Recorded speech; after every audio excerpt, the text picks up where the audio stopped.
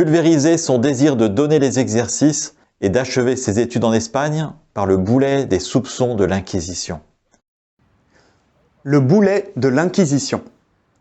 À Barcelone, où il est de retour en mars 1524, Ignace apprend les rudiments du latin avec des enfants. Il donne aussi les exercices spirituels à des compagnons. Son expérience du discernement s'affine.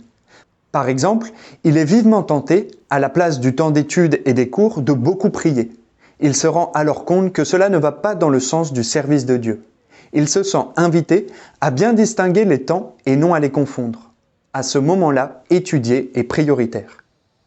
2 ans plus tard, il poursuit ses études de philosophie à Alcalá.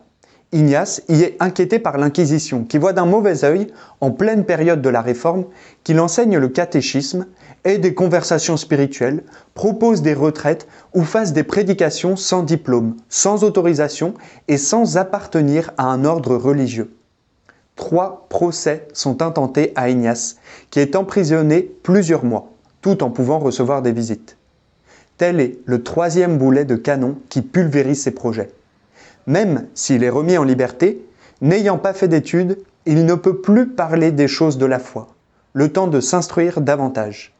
Ignace ne baisse pas les bras. Il ne sera jamais condamné, mais va poursuivre ses études en juillet 1527 dans une ville plus ouverte, Salamanque. Mais là encore, il est arrêté, puis acquitté et libéré avec l'obligation, une nouvelle fois, d'étudier durant 4 années. Il part alors seul en septembre 1527 pour Paris. Manquant de base, Ignace, qui a alors 37 ans, se remet à étudier avec les enfants. Il vit de donateur grâce à son réseau d'influence qu'il a tissé en Espagne. Il donne les exercices spirituels à des étudiants, dont ceux qui partagent sa chambre, François Xavier et Pierre Favre, ses cadets de 15 ans. Ignace est finalement reçu bachelier ès-lettres en janvier 1532 et licencié ès-arts, lettres et philosophie, le 13 mars 1533.